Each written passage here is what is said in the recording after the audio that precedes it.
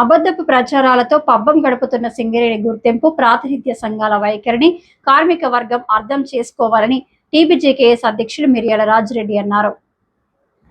Godavarikhani press club లో శనివారం ఏర్పాటు చేసిన మీడియా సమావేశంలో టీబీజేకేఎస్ వర్కింగ్ ప్రెసిడెంట్ మాదాసు రామ్మూర్తితో కలిసి రాజిరెడ్డి మాట్లాడుతూ ఐఎన్టీయూసీ నాయకులు కార్మికుల సమస్యలపై మంత్రులను సిఎన్ఎండీని కలిశామని, పాత ఫోటోలను కాపీ పేస్ట్ చేస్తూ కార్మికులను మభ్యపెడుతూ వస్తున్నారని ఆరోపించారు. ఈ నెల 23-24 తేదీలలో జరిగే మెడికల్ బోర్డు రెగ్యులర్ బోర్డు కాదని, గతంలో మెడికల్ బోర్డుకు వెళ్లి ఫిట్ కాకుండా పెండింగ్ లో ఉన్న వారిని పిలిచి మెడికల్ బోర్డు మాత్రమేనని సూచించారు. వెంటనే రెగ్యులర్ మెడికల్ బోర్డును నిర్వహించాలని, తదితర ప్రధాన సమస్యలు పరిష్కరించాలని డిమాండ్ చేశారు.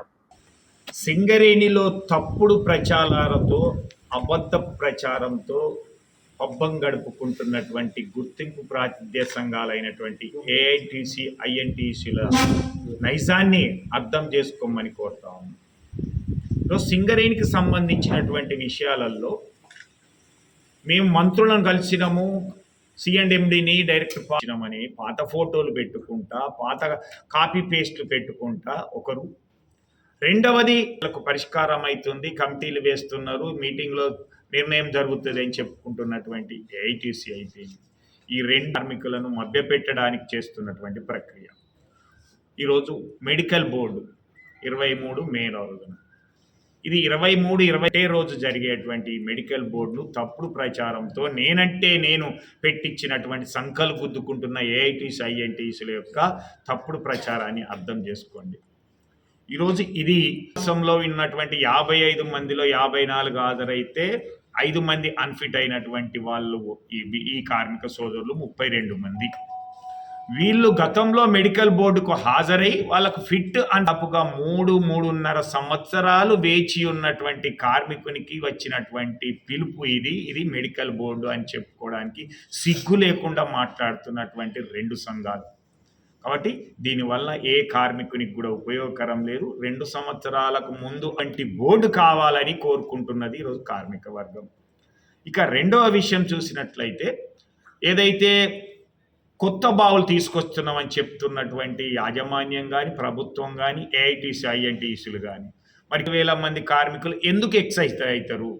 8-9 బాయిలు అవుతున్నారు కదా, అంటే ఇది కొత్తగా ఏమన్నా బొదగబడుతున్నావా, కొత్తగా ఏమన్నా చేస్తూ ఉన్నావా అంటే ఏదీ లేదు. గతంలో ఉన్నట్టు కానీ, లేదా గతంలో ఉన్న ఓపెన్ కాస్ట్కు ఎక్స్టెన్షన్ ప్రాజెక్టు అనుమతులు తీసుకురావడం, ఈరోజు ఎన్విరాన్మెంటల్ క్లియరెన్స్ తేలైనటువంటి ఈ యొక్క ప్రభుత్వాలు అయితేంది, యాజమాన్యాలు అయితేంది, ఈ యొక్క సంఘాలు చెప్పుకుంటున్నటువంటి లేదా ఫారెస్ట్ ల్యాండ్ అక్వైర్ చేయకపోవడం వల్ల గత 4-5 ఏళ్ల నుంచి ఇబ్బందుల్లో ఉన్నటువంటి ప్రాజెక్టులన్నీ కూడా ఇవన్నీ అయితేంది, కేకేఓసి మందమరి అయితేంది, జీడీకే ఓసి 1 అయితేంది, అలాగే ఎల్లందు అయితేంది, మనుగూరు అయితేంది, ఇవన్నీ కూడా 8-9 ప్రాజెక్టులు లేకుండా వచ్చినటువంటి. కాబట్టి దీన్ని కూడా అసత్య ప్రచారం చేసి పబ్బం గడుపుకోవాలని చూస్తున్నటువంటి సంఘాల నిజ స్వరూపాన్ని మీరు తెలుసుకోండి.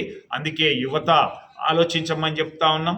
కూడా మీ అనుభవాన్ని రంగరించి ఏ నాయకుడు, ఏ సంఘం మీకు అండగా నిలిచిందో ఒకసారి గుర్తుపెట్టుకొని, అందుకే పోరాడితే తప్ప మీ హక్కులు సాధించబడవు అనేటువంటిది పేరుతో చెప్పినటువంటి వాళ్ళు మారు పేర్లను సర్క్యులర్ కాంట్రాక్టు మరియు అవుట్సోర్సింగ్ కార్మికులకు రూపాయి పెరుగుతున్నట్టు లేదు. కేవలం అసంఘటిత రంగంలో ఉన్నటువంటి షెడ్యూల్డ్ ఎంప్లాయ్మెంట్లో ఉన్నటువంటి కార్మికులకు మాత్రమే అది సవరణ జరిగింది.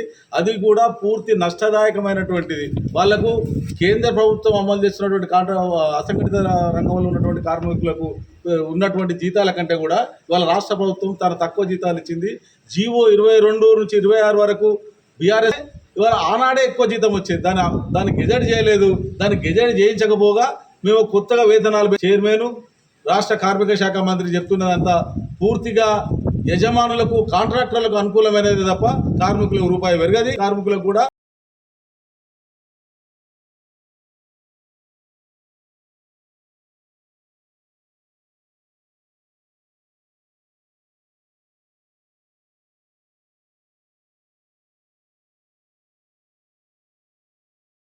చేయలేకపోవడం వలన 3 కోట్ల నుంచి వెళ్ళి ఆ పైబడినటువంటి డంపర్లు, షెవర్లు కూడా ఇవాళ ఓపెన్ కాస్ట్ గన్లో పనిచేయకుంటున్నాయి.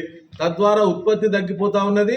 రెండోది ఉత్పత్తి బొగ్గు నాణ్యత కూడా పడిపోతా ఉన్నది. ఈ సంస్థ నష్టాల్లోకి పోవడానికి ఇస్తున్నటువంటి తప్పుడు విధానాలే కారణమని తెలంగాణ బొగ్గాని కార్మిక సంఘం